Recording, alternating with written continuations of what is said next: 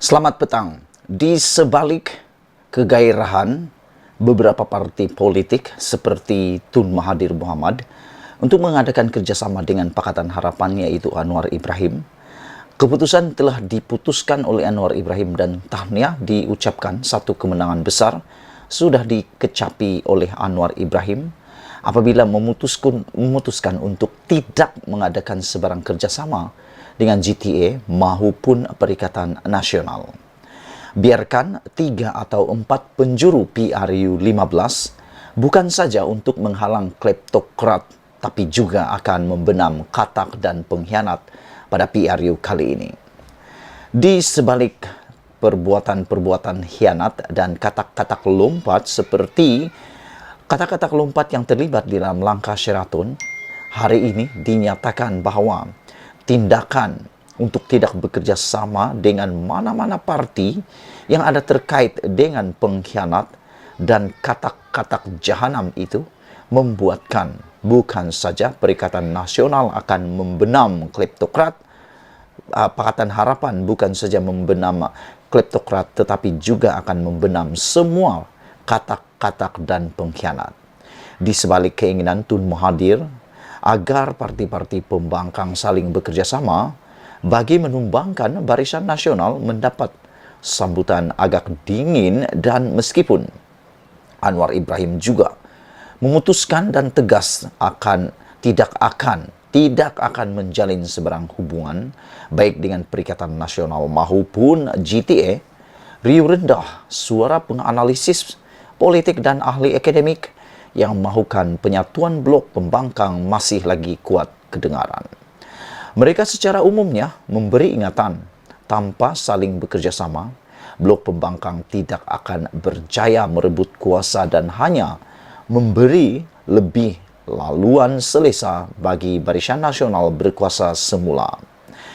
Disarankan juga, meskipun berbeza pendapat dan pendirian, semua parti pembangkang mesti berlapang dada dan bersatu hati untuk satu perkara, yaitu menghalang Barisan Nasional menjadi kerajaan semula. Benarkah hanya dengan penyatuan pembangkang saja Barisan Nasional boleh dikalahkan? Apakah menumbangkan Barisan Nasional satu-satunya matlamat tunggal yang maha penting, yang wajib dicapai bagi blok pembangkang, khususnya Pakatan Harapan, dan ia mengatasi semua keutamaan yang lain? Memang benar bahwa menjadi kerajaan, menumbangkan Barisan Nasional dan mengelakkan kleptokrat berkuasa semula adalah misi penting bagi blok pembangkang. Tetapi PH jangan lupa kepada persoalan lain, yaitu keserabutan politik yang berlaku hari ini adalah disebabkan pengkhianatan dan kerana ada ahli politik yang tidak malu menjadi kata. Semua itu berlaku disebabkan tamak kuasa, dengki, iri hati, dendam tak berkesudahan dan pelbagai elemen busuk hati lain yang bersarang dalam jiwa mereka yang berkenan. Mereka lupa atas tiket apa mereka dipilih rakyat serta kerana apa rakyat mengundi mereka. Disebabkan semua perangai jahat itu, maka kerajaan PH yang dipilih melalui undi rakyat lebih rela dijatuhkan sehingga membuka laluan kepada parti yang kalah menjadi kerajaan. Jika Pakatan Harapan setuju menjalin kerjasama baik dengan PN atau GTA untuk menghadapi PRU 15 akan datang, bermakna mereka rela memberi nyawa kepada pengkhianat dan katak untuk bernyawa semula. Sementara UMNO dilihat begitu tegas menolak untuk bekerjasama dengan PAS semata-mata kerana tidak mahu menyelamatkan katak-katak yang telah melompat ke kolam bersatu, di manakah maruah PH jika masih berlapang dada, sedia menerima pengkhianat untuk tidur sebantal dengan mereka dalam satu kelambu?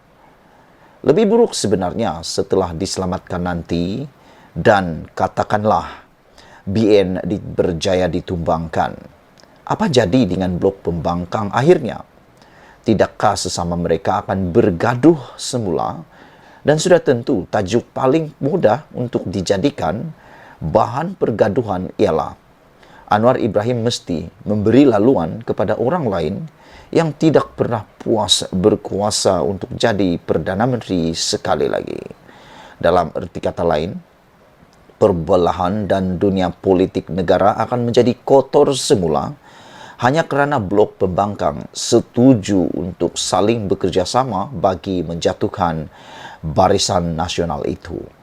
Atas sebab itu, Pakatan Harapan mesti tegas menolak sebarang bentuk kerjasama atau cadangan berbaik semula dengan golongan pengkhianat dan mereka yang pernah menjadi katak sebelum ini.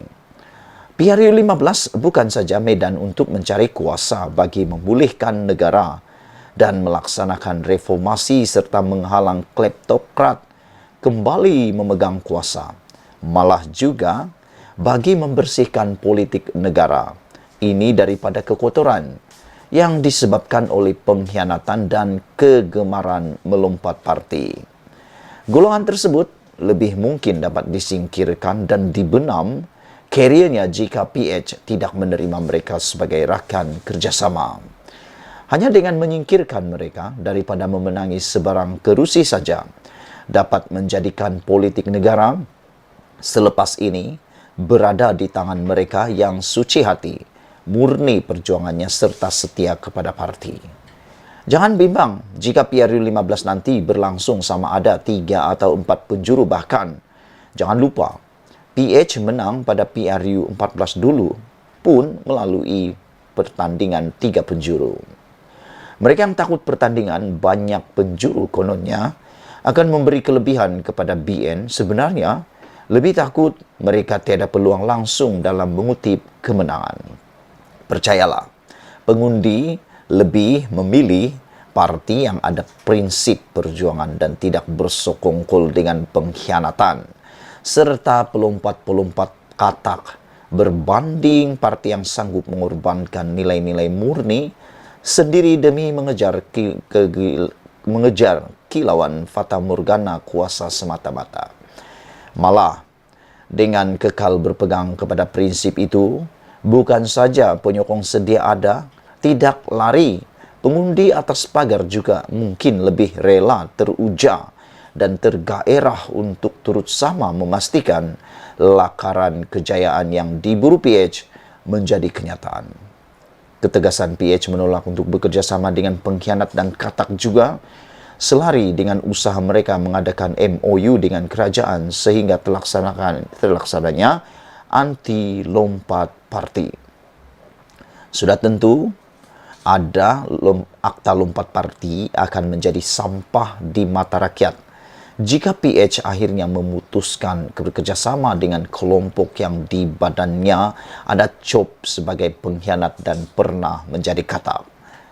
Untuk menggapai kemenangan, yang jauh lebih penting ialah terus bekerja kuat dan pastikan peratusan keluar mengundi melebihi 80% selain kekal dengan prinsip, bukan dengan memeluk semula pengkhianat dan katak yang pernah menikam belakang sebelum ini. Sabudin Hussein, sila tinggalkan komen Anda, tekan butang subscribe. Malaysia kita punya, kita jaga sama-sama. Cintai Malaysiaku. Bye-bye.